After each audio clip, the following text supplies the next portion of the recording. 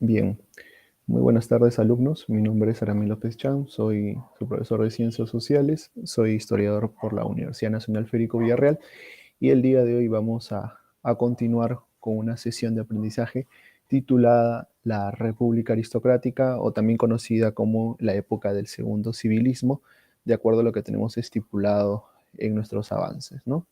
Bien, para poder hablar de la República Aristocrática vamos a tomar en cuenta una serie de temas previos, como por ejemplo la famosa Reconstrucción Nacional o el periodo posterior a la Guerra del Pacífico, caracterizada también por un periodo de inestabilidad política, producto de la lucha de los caudillos, ¿no? Teníamos por un lado, por ejemplo, a Cáceres, teníamos a Iglesias, y culminamos con Nicolás de Piérola, ¿no? Que es el que va a abrir este periodo, ¿no? Bueno, abordaremos entonces la República Aristocrática, es un periodo de 1895 a 1919. Cuando hablamos de República Aristocrática es un nombre bastante peculiar y la pregunta con la cual podremos iniciar la sesión sería, ¿qué viene a nuestra mente cuando hablamos de aristocracia, ¿no? ¿Y por qué hablamos de una república aristocrática si estamos hablando del año 1895? Estamos hablando muchísimos años después de la proclamación de la independencia del Perú. Se supone que un país, una república, un país independiente que había dejado de lado el dominio español, que era un dominio colonial, ¿podríamos hablar entonces ahora de una república aristocrática, pasado tanto tiempo? Esa es la pregunta con la cual podemos iniciar, ¿no? Entonces, tenemos que entender primero que cuando estamos hablando de república aristocrática es un término acuñado por uno de los grandes historiadores peruanos, Jorge Basadre, para el periodo del año 1895 al año 1919, con lo que va a iniciar el oncenio de Leguía. Entonces, ¿por qué este periodo, este lapso de tiempo, Jorge Basadre lo llama república aristocrática?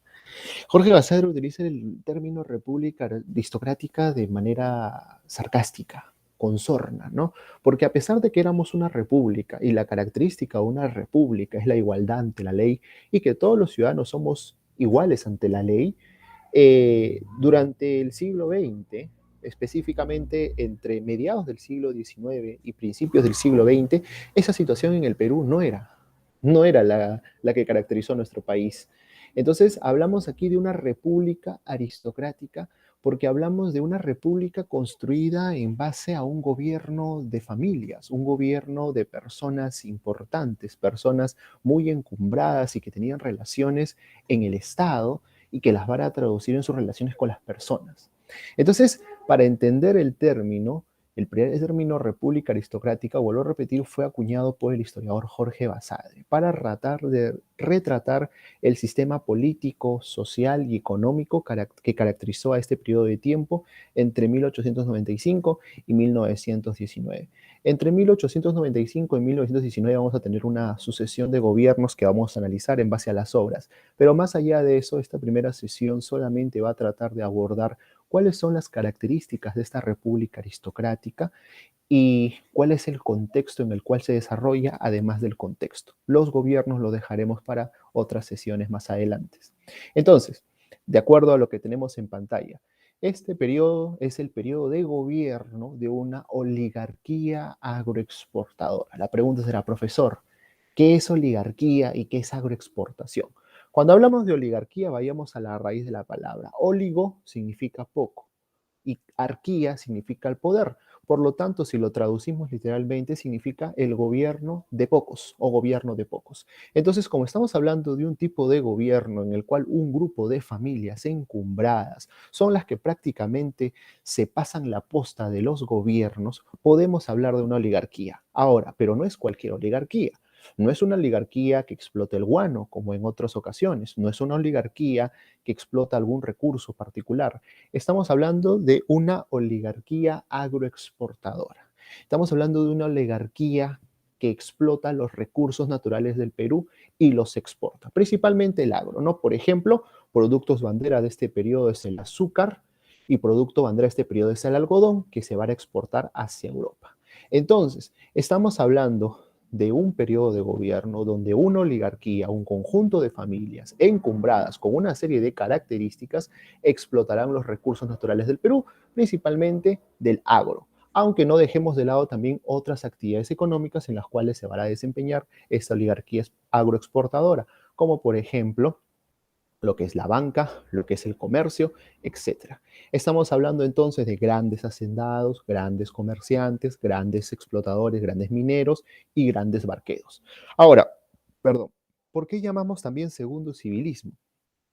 Porque esta oligarquía agroexportadora tiene como una de sus características fundamentales es que estuvieron organizadas en las filas del Partido Civil. El Partido Civil es el primer partido político que surgió en el Perú, si hacemos memoria, con su fundador Manuel Pardo. Entonces, la mayoría, por no decir todos los gobernantes de esta época, estuvieron relacionados o fueron militantes del Partido Civil. Por otro lado, también eran aliados del imperialismo inglés y norteamericano. Quiere decir que tenían unas relaciones muy afines con lo que es el financiamiento de lo que son los ingleses y posteriormente el financiamiento norteamericano en las inversiones, porque se necesitaba el dinero, las inversiones para poder explotar estos recursos naturales. Entonces, esta oligarquía, este gobierno de pocos, se constituyó también en un gobierno muy dependiente. Dependía bastante de las inversiones del extranjero. Dependía bastante de las inversiones norteamericanas e inglesas, ¿no? No es un gobierno tan independiente. Teníamos mucha dependencia por parte de primero de los ingleses y luego los ingleses serán desplazados por los norteamericanos. Pero, ¿qué más, profesor, caracterizará a esta época? Bueno, este periodo, en este periodo, perdón, se caracteriza por una relativa estabilidad política. A comparación del periodo anterior, que es la reconstrucción nacional, aquí vemos que hay una leve estabilidad política. La pregunta es, ¿cómo no haber estabilidad política si prácticamente son gobiernos que se van dando las postas? La segunda pregunta sería, ¿hay elecciones, profesor? Si hay elecciones, entonces hablamos de democracia completa, profesor. Eso es lo que vamos a ver más adelante. Porque a pesar de que habían elecciones, las elecciones son garantías de que un país es democrático. Las elecciones realizadas en el Perú, el sufragio durante esos años, ¿es garantía que efectivamente había democracia? Eso es lo que vamos a ver, ¿no? En este periodo se van a suceder una serie de gobiernos. La única excepción a esta estabilidad política será un golpe de Estado a uno de los presidentes, que será el señor Guillermo Billinghurst. Y el golpe será auspiciado precisamente por esta oligarquía agroexportadora que ve a un presidente como Guillermo Billinghurst, considerado el primer populista del Perú, un gobierno incómodo para sus intereses, ¿no? Entonces, este fue el único gobernante, primero, que interrumpió la hegemonía del Partido Civil, porque Billinghurst no era civilista, y segundo, es el único presidente que de alguna manera les resultó incómodo. Por lo tanto, auspiciaron un golpe de Estado por parte de los militares y lo sacaron del poder. Bien, ¿cuál es el contexto en el cual se desarrolla este periodo que llamamos la República Aristocrática? Estamos hablando de un contexto de la Gran Guerra, la famosa Primera Guerra Mundial. Entonces tenemos que entender eso para poder seguir avanzando, ¿no? Este periodo de la historia peruana se da durante la Primera Guerra Mundial específicamente, ¿no? Antes y durante la Primera Guerra Mundial. Bien, sigamos muchachos. Ahora sí, veamos características. Característica número 1. Hablamos a nivel económico. Profesor, a nivel económico, ¿cuál es la característica? Estamos hablando de una economía, vuelvo a repetir, agroexportadora. ¿A qué me refiero con agroexportadora? Vuelvo a repetir. Es una economía esencialmente latifundista. Quiere decir, el poder de las personas de esta época se basaba en el acceso a las tierras. Si yo tenía tierras, tenía recursos y podía explotar esas tierras para que me den productos, me den recursos que luego o los transformo o los exporto hasta Europa. ¿Cuáles son los productos bandera que son exportados en esta época? Estamos hablando de el azúcar y el algodón, que son los productos principales. Segunda característica, profesor, ya me dijo que es una economía agroexportadora, latifundista, hablamos del azúcar, hablamos del algodón.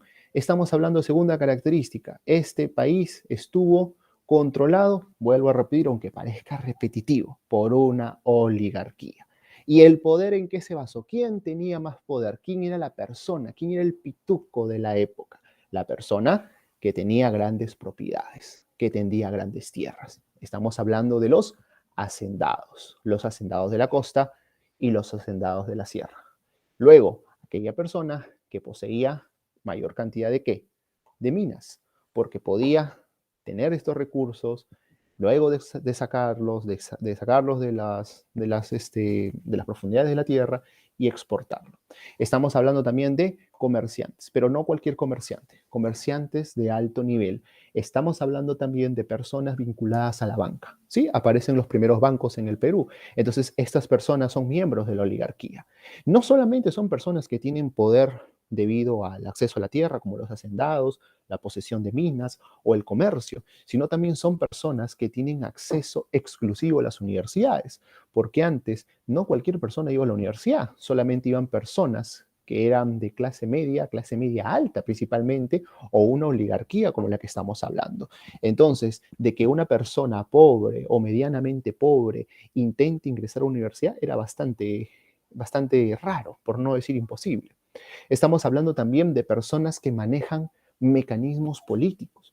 Estamos hablando de personas con contactos, con nexos, personas que están posicionadas en los ministerios, personas que están posicionadas en el Congreso de la República, en el Poder Judicial, en las alcaldías. Estamos hablando aquí de nepotismo, muchachos. ¿Qué es nepotismo?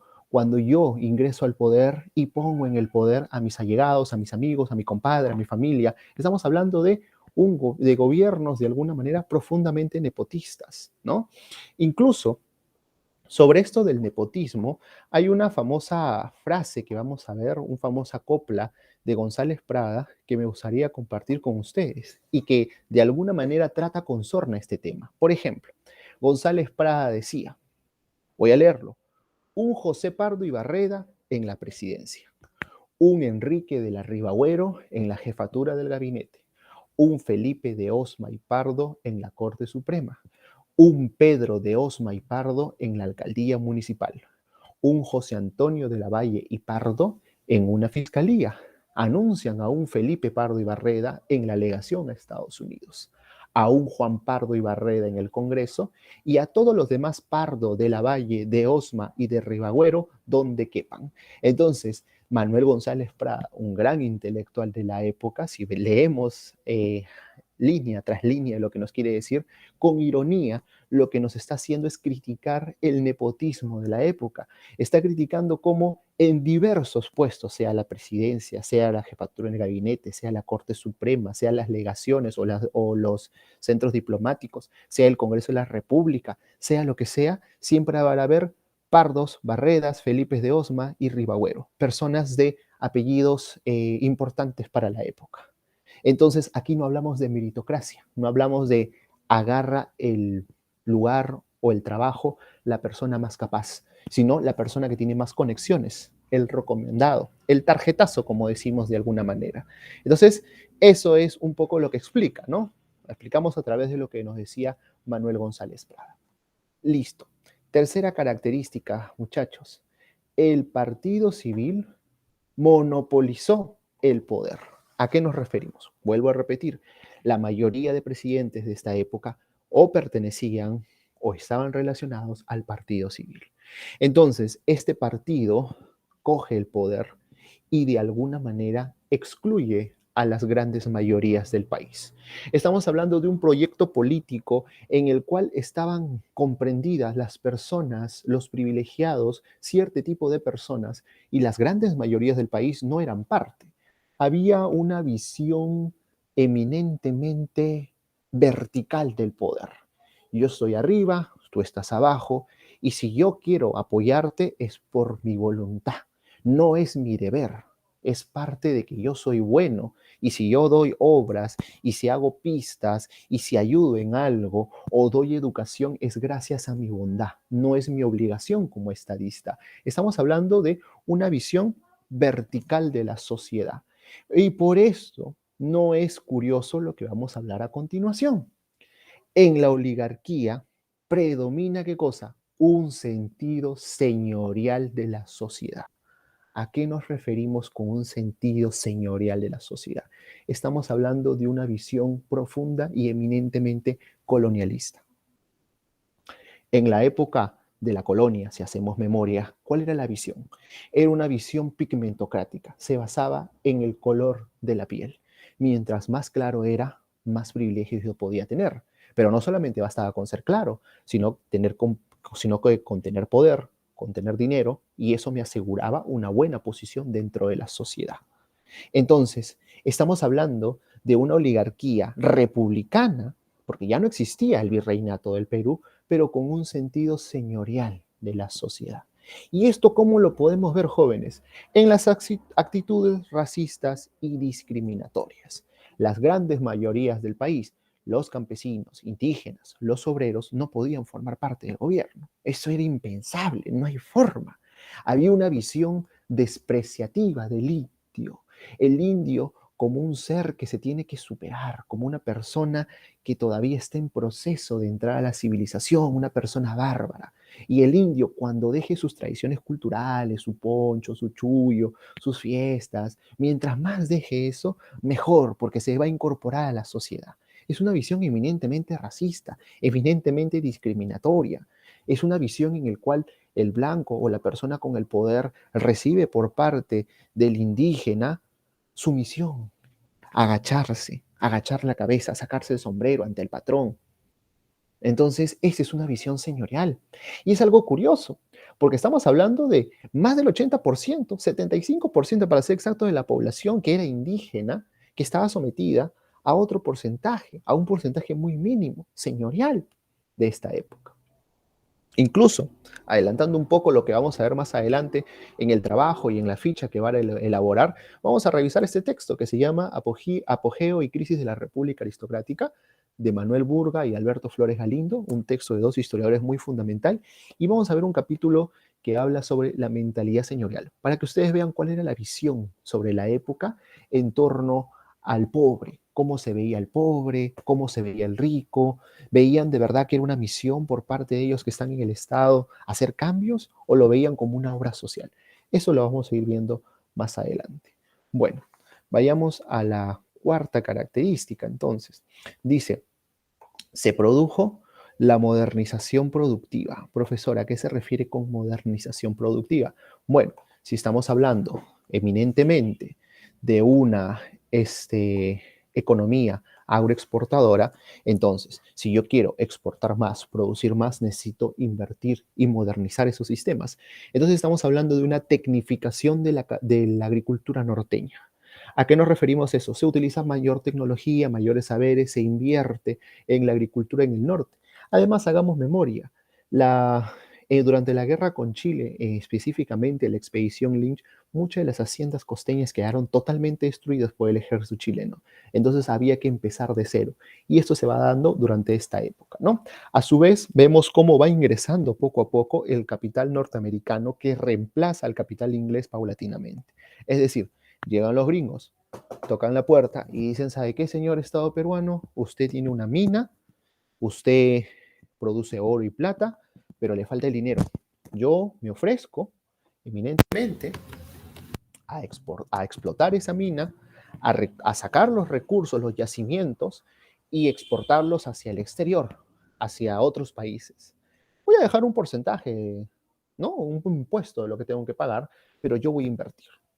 Entonces el Estado peruano, que muchas veces no tenía el dinero para poder implementar, para poder explotar de manera correcta estos recursos, aceptará pues los financiamientos. Aunque muchas veces, precisamente con este sentido de la sociedad que era propio, que es mi Estado, mi país, a veces los tratos no eran tan justos para el Perú y a veces eran arreglados bajo la mesa. No nos sorprende mucho, ¿no? Hasta el día de hoy vemos presidentes recientes, actuales, ¿no? Anteriores, que hay esas negociaciones bajo la mesa, ¿no? Yo negocio contigo, pero ¿cuánto hay para mí? ¿Cuánto me toca? Conclusiones y cosas que debemos cambiar como país. Por último, y no menos importante, es una época de formalismo legal. Profesor, ahí sí ya me agarró ya. Formalismo legal, palabras muy complicadas. ¿Qué significa formalismo legal? El formalismo legal significa lo siguiente.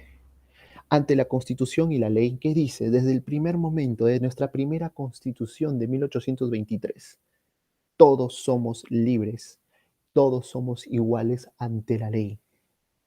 ¿Pero eso se cumplía? No. ¿Había una ley que decía eso? Por supuesto que sí, estaba en la Constitución. Pero ¿de verdad todos éramos iguales ante la ley? El indio era igual al blanco, era igual al mestizo, era igual al negro. No. Por eso hablamos de un formalismo legal, porque formalmente, ante la ley, somos iguales, pero en la práctica no lo somos. Entonces hablamos de una mera apariencia democrática. ¿Por qué, profesor? ¿Hubieron elecciones? Sí. ¿Eran elecciones justas? No necesariamente. ¿Quiénes podían votar, profesor? A partir de una reforma de Pirola, que fue el primer presidente de esta república aristocrática. Pueden votar todas las personas que sean mayores de edad, varones, que sepan leer y escribir. Número uno, las mujeres fueran del sistema. Número dos, que sepan leer y escribir. ¿Cuánto era el porcentaje de analfabetismo para esta época? Bueno, estamos hablando entre un 60-70% de analfabetismo. ¿Eso qué quiere decir? Que 6 o 7 de cada 10 peruanos no votaban. Eso quería decir que el destino del país estaba en manos de 3 peruanos que decidían por casi todos los demás. ¿Estamos hablando de un país democrático? Formalmente ante la ley, sí. Pero totalmente democrático, no necesariamente. Las decisiones son al revés. Entonces, esas personas que no votaban, esos 6 peruanos, ¿se verían de verdad reflejados sus necesidades en el campo? Los obreros, ¿verán de verdad reflejadas sus necesidades de que los representaban adecuadamente los líderes políticos? No necesariamente. ¿Habrá igualdad de oportunidades? No. La igualdad social y la igualdad política serán sueños. Será bonito para el discurso. Qué bonito, sueña, todos somos iguales. Ahora, ¿esa mentalidad ha cambiado en la actualidad? Sí y no. Ahora estamos en el siglo XXI, 2022, ¿no? Está penado el racismo, la discriminación. Lamentablemente todavía se sigue replicando, todavía seguimos viendo ese tipo de comportamientos. ¿Tú sabes quién soy yo? ¿Tú sabes quién soy yo? ¿Tú sabes quién es mi papá? ¿Tú sabes quién es mi tío? Ahorita yo lo voy a llamar. Tú no sabes con quién te estás metiendo. Esas actitudes, ¿no? Esos comportamientos que veíamos hace un poco en algunos videos que son virales, todavía continúan, ¿no? Cosas que heredamos lamentablemente negativas. Bueno, pero continuemos jóvenes, reflexionemos sobre eso, cambiemos. Otra característica, en este periodo se inicia la lucha sindical obrera. Pregunta, ¿por qué los obreros son los que inician esta lucha? Los obreros, los trabajadores de las fábricas, van a comenzar a rebelarse, no van a aceptar más abusos, van a buscar qué cosa, la lucha por las 8 horas. Esa va a ser la bandera de esa época. Van a luchar por lo que ahora nos parece muy fácil, lo que nos parece muy natural. Profesor, mi mamá trabaja 8 horas, usted trabaja 8 horas, ¿sí? Pero hubo una época en la cual no era normal. Hubo una época en la cual los obreros trabajaban más de 8 horas, 12, 14, 16, 18 horas sin parar. Y si sufrían un accidente, el patrón no les pagaba nada, los botaba. Chau, te quedaste sin trabajo. Pero profesor, eso no es justo. Bueno, en esa época era justo. Y por eso precisamente los obreros encabezarán una lucha sindical. Comenzarán a organizarse en sindicatos. Vamos a buscar nuestros derechos. Vamos a hacer huelga. Vamos a exigir nuestros derechos. Lucha sindical. ¿Y qué ideología tendrán estos primeros obreros organizados? Serán anarquistas. Tanto es así que se comienzan a organizar que incluso van a ser clubes. Posteriormente las famosas universidades populares. ¿Para qué? Para enseñarse entre ellos mismos a aprender a leer y escribir. Porque una persona intelectual, una persona leída, una persona con conocimiento, no le engaña a nadie. No le engaña un fanfarrón, no le engaña a cualquier persona, cualquiera no le mete floro, ¿no? Entonces ellos buscaban culturizarse, conocer, para poder defender sus derechos o los derechos que iban alcanzando. ¿Cómo se llamaba ese diario donde se vieron reflejadas las ideas de estos primeros obreros? El diario se llamará La Protesta. Profesor, un título bastante interesante, ¿no? La Protesta, o sea, hasta en el diario está claro lo que buscaban, la protesta. ¿Y quién fue el ideólogo de esta corriente de pensamiento? Uno de los grandes intelectuales, Manuel González Prada, ¿no? ¿Se acuerdan el que leímos hace un rato cómo criticaba, ¿no? las posiciones, ¿no? Más o menos para que ustedes vean. Bueno, entonces, en suma, antes de seguir, estamos hablando de una república eminentemente notable, es una república particular. Por ejemplo, veamos aquí el mapa del Perú. Profe, es un mapa antiguo, sí, pero si vamos al mapa del Perú, vemos que está dividido por familias. Estoy poniendo acá las familias que tienen poder económico. Por ejemplo, los Aspíllaga en la hacienda Cayaltí, los de la Piedra en la hacienda Pumalca, muy característico por el ron Pumalca, los Pardo en Tumán, los Larco, los Graham Rowe, los Gildemeister, los Candamo en el norte del Perú, los Leguía en Cañete, los Fernandini en Cerro de Pasco, los Irigoyen, los Gibson en el sur del Perú, los Ríquez, los Eduardo los López de Romaña. Son apellidos particulares, ¿no? Y algunos de esos apellidos todavía existen en el Perú, ¿ah? Claro que de repente quizás ya no tengan tanto poder como antes, pero lo persisten, ¿no? Entonces hablamos de principales familias oligárquicas, ¿no? Los Aspíllaga, los Miro Quesada, los dueños del diario El Comercio, por ejemplo, ahora hay varios diarios en el Perú. Los Leguía, los Ayulo, Olabegoya, Larco, Echenique, Pardo, Prado, Gibson, Lomelini, Calvo, etcétera, ¿no? Estamos hablando de un gobierno de notables. Bien, profesor, para terminar la sesión del día hoy, ¿cuáles eran las formas de explotación indígena? Sí, porque es una época también bastante cruel, es una época bastante, no cruel, sino, no, o sea, es una época bastante lamentable de recordar cómo entre peruanos nos veíamos de forma diferente.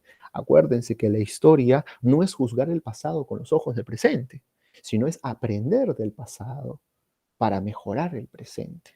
Entonces, en esa época hubieron ideas muy erradas, muy equivocadas. Nos toca no juzgar, sí nos toca sensibilizarnos para no repetirlo, pero no juzgar, porque son hechos que en esa época se consideraban normales, aunque ahora no. Entonces, ¿cuáles eran los sistemas de explotación indígena? Bueno, hay varios. Número uno, por ejemplo, el enganche. Enganche. ¿A qué me suena? Gancho, enganche, enganche. ¿Qué consistía? Consistía en el endeudamiento del trabajador campesino y minero o minero por pagos por adelantados.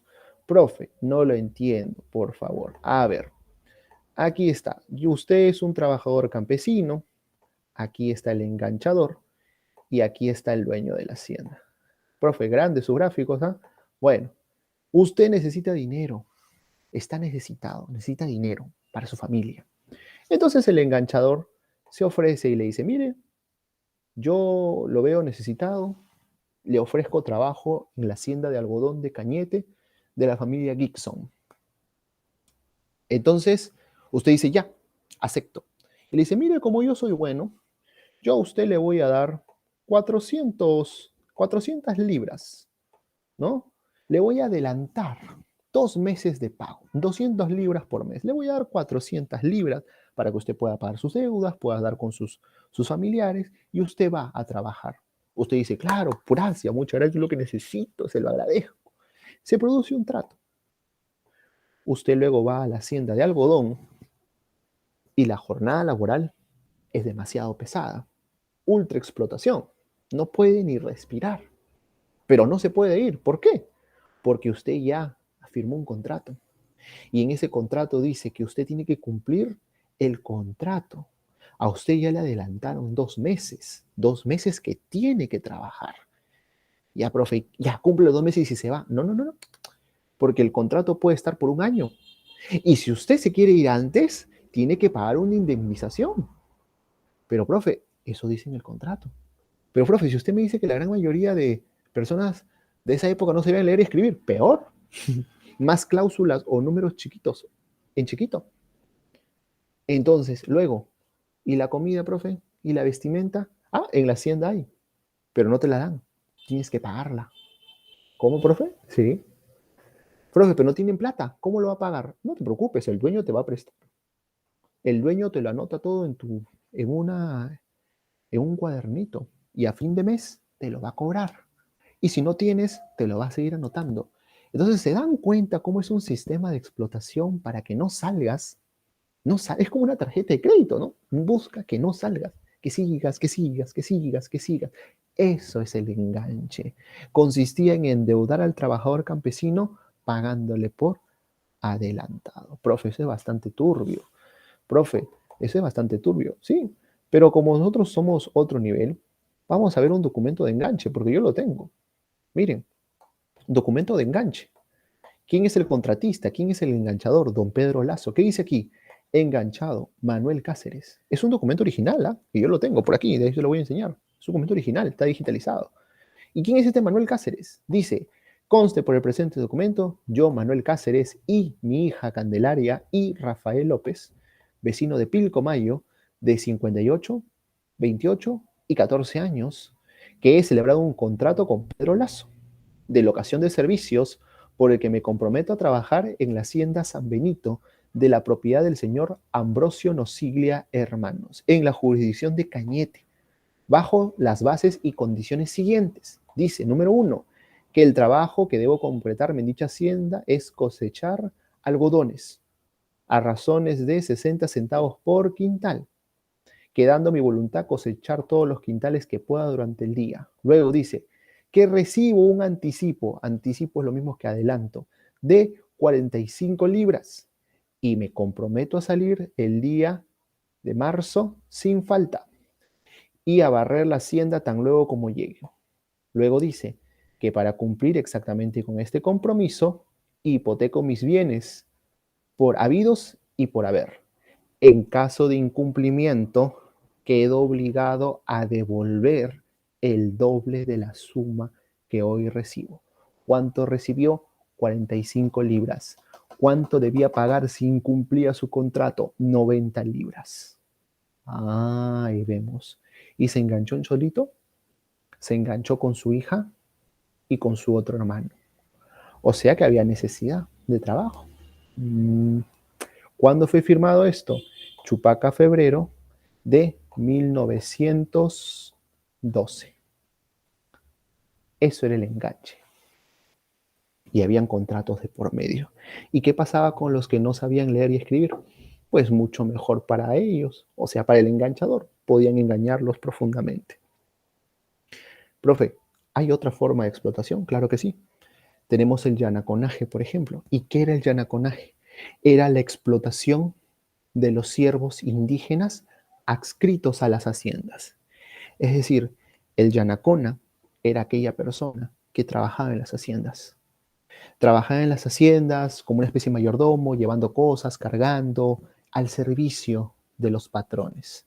Si alguien ha leído El sueño del Pongo, del gran José María Arguedas, que también lo podemos dejar como tarea, entenderá que es el yanaconaje. El Pongo era el sirviente de la hacienda, que era maltratado.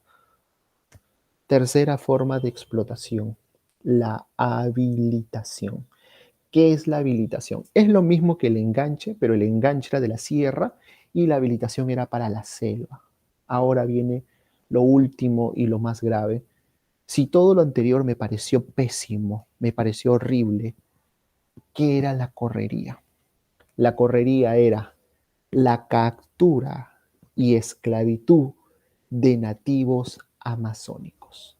Literalmente era caza humana, caza de personas.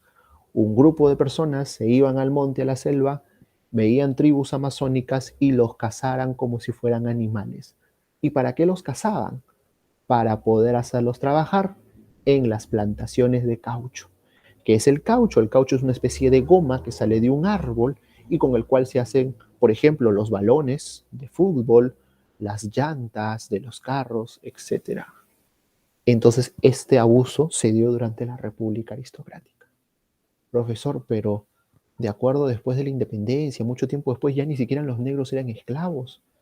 Sí, pero la esclavitud amazónica, lamentablemente, fue algo y fue un crimen que fue impune que había en el Perú y nadie decía nada ni nadie protestaba mientras miles de amazónicos eran esclavizados en la zona. Pero bueno, son cosas que pasan. Bien, en resumen entonces, para tratar de terminar la sesión del día de hoy, ¿qué debemos saber, profesor? A ver, en resumen, antes de ir a la pregunta de examen de admisión. En resumen, debemos saber lo siguiente. Número 1. La República Aristocrática de 1895 a 1919 es un periodo bastante peculiar de nuestra historia. Ya sabemos que el primero que acuñó ese término fue Jorge Basadre. Ya sabemos que fue una época de gobierno de la oligarquía agroexportadora. Ya sabemos que es una época de gobierno de unos pocos. Ya sabemos de una época en la cual estos que gobiernan poco tienen una visión señorial de la sociedad. Yo aquí en este nivel, ustedes en el nivel de abajo. Ya sabemos también que es una época de explotación indígena, campesina. También sabemos que es una época de las luchas de los obreros por su jornada laboral de 8 horas, por ejemplo. Entonces, este es todo lo que tiene que ver con la República Aristocrática para luego pasar a lo que son los gobiernos de Nicolás de Piero, Lacandamo, López de Romaña y todos los gobernantes que vamos a ir viendo que son de este periodo llamado la República Aristocrática. Bien, entonces, si no hay preguntas, vamos a pasar a ver un ejercicio, solamente uno, de examen de admisión. Porque sí, esta República Aristocrática es un tema bastante favorito para los exámenes de admisión. Veamos pantalla, por ejemplo, San Marcos 2010-2. Pregunta 506 decía, durante el periodo de la República Aristocrática se produjo el auge de la exportación de caña de azúcar y de algodón, debido a... ¿Cuál es la respuesta correcta? ¿Por qué durante el auge de la exportación de caña de azúcar y de algodón, cuál es el factor por el cual se dio? La letra A dice empleo de guano en las islas, la letra B dice el uso de mano de obra barata, la letra C dice inversión de capital francés, la letra D dice tecnificación de la agricultura y la E compañía recaudadora de impuestos. ¿Cuál es la respuesta correcta? Veamos la A, empleo de guano. ¿Hablamos de guano en la República Aristocrática? No. Uso de mano de obra barata. Profe, eso sí, por el enganche. Puede ser, pero no me lanzo todavía. Inversión del capital. Sí, profe, invirtieron mucho. Francés. ¿Hablamos de capital francés? No, hablamos de capital norteamericano principalmente. Esta tampoco, profe. Tecnificación de la agricultura. Ah, es así. Y está muy relacionada al azúcar y el algodón. Esa puede ser, ¿ah? Esa estoy 100% seguro. Compañía recaudadora de impuestos. No hablé nada de eso. Entonces la respuesta es la letra D de dado, ¿no? Tecnificación de la agricultura. Bien. Entonces, perdón, si no hay preguntas, nos vamos a quedar hasta allí por el día de hoy. Buenas tardes.